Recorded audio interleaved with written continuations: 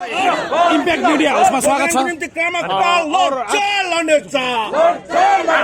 जाति मुक्तिको निम्ति क्रामक पाल। आज के कार्यक्रम के बारे में बोल दीजिए। दिल्ली में जो हो रहा है, दिल्ली में जो हो रहा है, Gorkhaland, we need Gorkhaland, we need Gorkhaland. दाजू आज आपका ये जो दार्जिलिंग दिल्ली मुखी कार्यक्रम है गोरखालैंड के लिए, इस बारे में थोड़ा जानकारी करो। इम्पैक्ट मीडिया उसमें आपको स्वागत है। The group of impact media globally news updates में स्वागत है आपका। तो आज जो आप कार्यक्रम करने जा रहे हैं, आप जो कार्यक्रम करने जा रहे हैं, इसके बारे में आप क्या? The group of impact media globally news updates में आपका स्वागत है।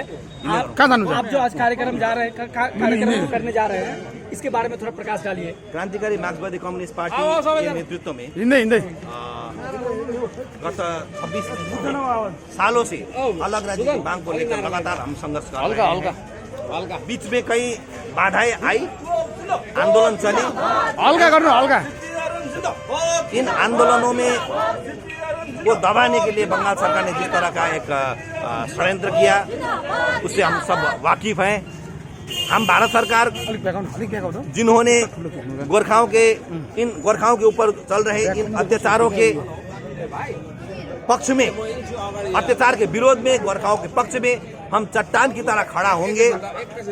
गोरखाओं को इस भारत में न्याय दिलाने के लिए भारत सरकार काम करेगी।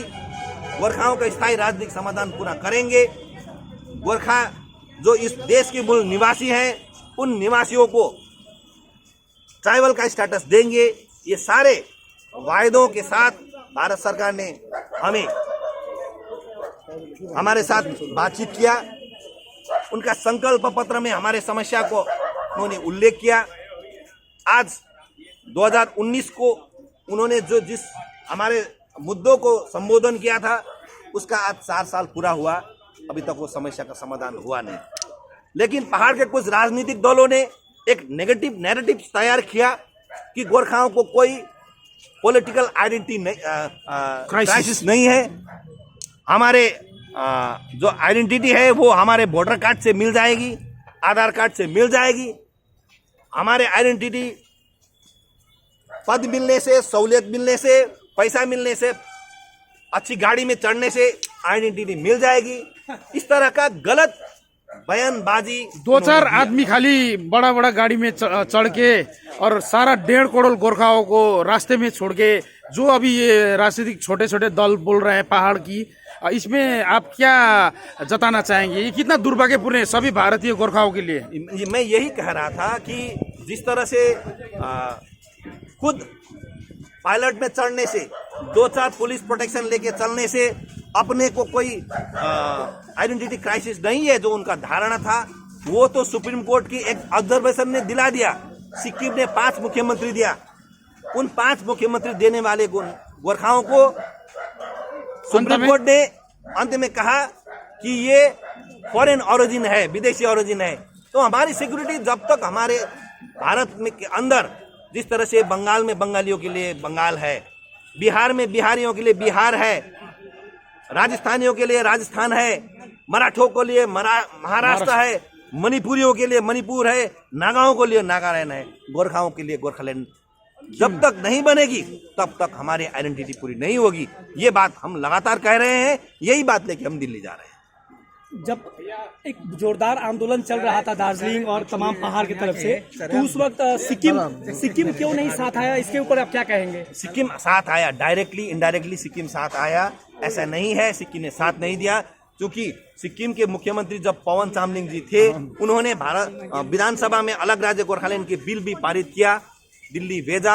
हर आंदोलन में सिक्किम ने हमें सहयोग किया, लेकिन वे आंदोलन नहीं किया। वो दूसरी बात है, क्योंकि आंदोलन प्रस्तावित क्षेत्र जो है वो दार्जिलिंग, तराई और डुवर्स है, यहीं पे आंदोलन हुआ। सिक्किम ने साथ नहीं दिया ऐसी बात नहीं है, लेकिन कुछ एक नेताओं ने जिस तरह के बयानबाजी दी, उस बयानबाजी से एक नेगेटिव नैरेटिव तैयार हुए हैं। लेकिन आज की परिस्थिति ये हमें दिखाती है कि गोरखाओं को भारत सरकार की जो गलत एक माइंडसेट है, वो माइंडसेट को से बाहर निकलना होगा।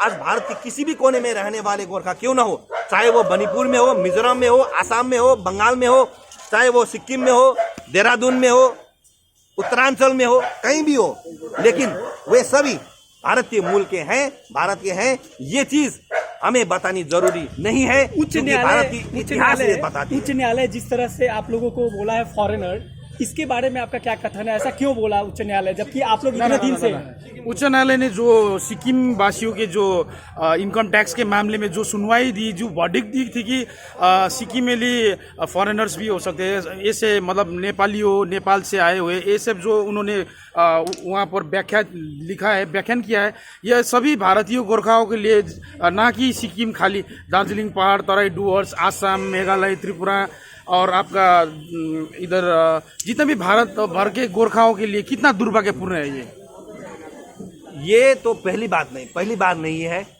ये पिछले 1994 साल में भी आरसी पौडेल जी का मामले में भी सुप्रीम कोर्ट ने इसी तरह का एक ऑब्जर्वेशन दिया था और आज भी सुप्रीम कोर्ट ने वही ऑब्जर्वेशन दिया। ये ऑब्जर्वेशन सुप्रीम कोर्ट का राय नहीं है। ये ऑब्जर्वेशन जिन्होंने रिट पिटीशन दायर किया, सिक्किम के 5 ओल्ड सेटलर्स जिन्होंने ये चीज कोट किया, तो वो उनकी उन्होंने एक गलत मैसेज देने का प्रयास किया। ओल्ड सेटलर्स अपने को अधिकार, इनकम टैक्स का अधिकार लेने के लिए गोरखाओं को विदेशी का संज्ञा उन्होंने दिया, तो उनको अभी इस चीज को समझना होगा। इसको क्या कैसे खंडन करेगी? जो सेटलर्स, ओल्ड सेटलर्स अब सिक्किम जो जिन्होंने अपने इनकम टैक्स के राइट पाने के लिए संपूर्ण भारतीय गोरखाओं के ऊपर लांछना जैसा थोप दिए, इसको क्रामकपा कैसे देखिए? हम वही कह रहे थे कि ओल्ड सेटलर्स उनका अधिकार लें, उसमें हमें कोई दो राय नहीं है। वो उनका अधिकार ले सकते हैं, लेकिन अपने अधिकार लेने के लिए दूसरे को जिस तरह से उन्होंने कलंकित किया, वो बहुत ही शर्मनाक घटना है। वो यहाँ पे बिजनेस करते हैं, बिजनेस उनका अपना कंट्रोल में है और वो अपना कंट्रोल में लेते हुए यहाँ के बहुसंख्यक 80% गोरखाओं को जिस तरह से उन्होंने विदेशी का संज्ञा दिया, ये बहुत ही दुख की बात है। इससे वो 5 ओल्ड सेटलर्स जिन्होंने ये रिट पिटीशन दायर किया, उनके वजह से उनके सारे कौम आज हमारे खिलाफ जैसे लग रहे हैं, लेकिन ऐसी बात भी नहीं है, क्योंकि उनके भीतर भी बहुत सारे लोग जो हमारे मुद्दे के साथ हैं, वही ओल्ड सेटलर्स जो ओल्ड सेटलर्स के नाम पे संगठन चला रहे हैं, इन्होंने इस तरह से कलंकित करने का कोशिश किया। हम चाहते हैं कि वे माफी मांगे, उनके संशोधित रिट फिर वहाँ पे सुप्रीम कोर्ट में रखें, और नहीं तो वे यहाँ पे जिसके पृष्ठभूमि में वो राजनीति उनके व्यवसाय कर रहे हैं, उन्हीं को इस तरह से कलंकित करेंगे तो उनको भी कुछ असुविधाएं होगी। जंतर मंतर पे आप लोगों का जो 3 दिवसीय कार्यक्रम है, इस पे क्या क्या करने वाले हैं आप, थोड़ा बताइए, इस पर प्रकाश डालिए। देखिए, सारे कार्यक्रम के बारे में तो मैं आपको नहीं बता सकता, क्योंकि कार्यक्रम किस तरह होगा। ऑल प्रोग्राम्स जो भी है वो गणतांत्रिक होंगे। भारत सरकार को हम अपना अर्जी भी देंगे, उनको याद दिलाएंगे हमारी जो समस्याएं हैं, उनके कमिटमेंट है, ये कमिटमेंट पूरा करने के लिए उनको याद दिलाएंगे। आप आए आगे।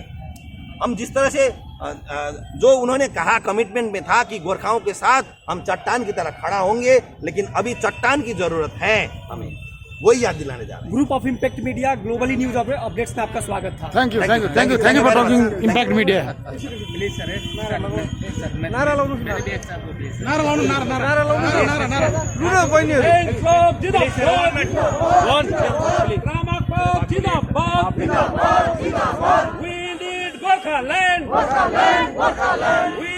Separate state Gorkhaland.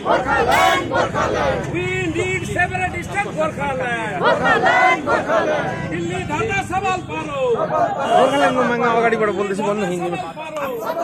र अहिले गोर्खाल्यान्डको माग आज यहाँ जङ्सन परिसरबाट हिन्दीमा उठिरहेको छ। क्रामकपाले आफ्नो माग हिन्दी भाषामा यहाँनिर लगाइरहेको छ र 3